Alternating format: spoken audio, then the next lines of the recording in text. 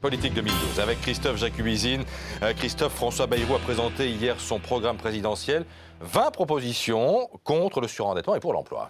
Oui, François Bayrou s'est dit qu'il était temps de dégainer son programme et d'occuper le devant de la scène, car pour la première fois depuis le début de la campagne, 2 sondages orientent la cote du candidat centriste à la baisse. Dans une enquête IFOP réalisée les 29 et 30 janvier, il perd 1 point à 11,5%. Et dans celle de BVA, élaborée elle aussi le 30 et 31, même tendance, moins 1 point à 12%. Après donc les 60 propositions de François Hollande, on a donc eu le droit hier aux 20 propositions de François Bayrou, 20 contre 60. Ce n'est pas seulement un chiffre, Christophe, c'est le signe de la modestie et du réalisme que veut incarner François Bayrou. Côté recettes, rien de très original, hausse de la tranche supérieure de l'impôt sur le revenu, création d'une nouvelle tranche aussi, hausse de 2 points de la TVA, mais en 2 fois, et puis coup de rabot de 20 milliards d'euros sur les niches fiscales.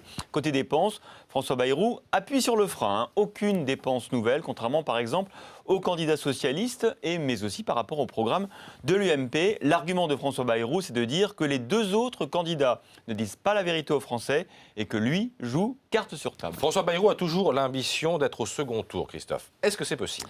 Il faut toujours être prudent avec la malice des Français, mais quand même, en tout cas aujourd'hui, François Bayrou ne semble pas être en mesure de jouer les troubles faits, même s'il parie toujours sur l'effondrement de l'un des 2 grands candidats. Du coup, on est déjà dans l'entre-deux-tours et le cours du Bayrou monte à droite. À en croire les dernières manœuvres politiques, c'est à l'UMP que François Bayrou a le plus de prix, notamment dans la perspective d'une alliance entre les 2 tours. Par exemple, samedi, au moment de l'investiture des candidats UMP par le Conseil national, l'UMP a pris soin de ménager les centristes en prenant soin de ne pas présenter de candidats face à eux. C'est particulièrement vrai dans les Pyrénées-Atlantiques, où ni François Bayrou ni Jean Lassalle, un proche de François Bayrou, n'auront d'adversaire face à eux en juin.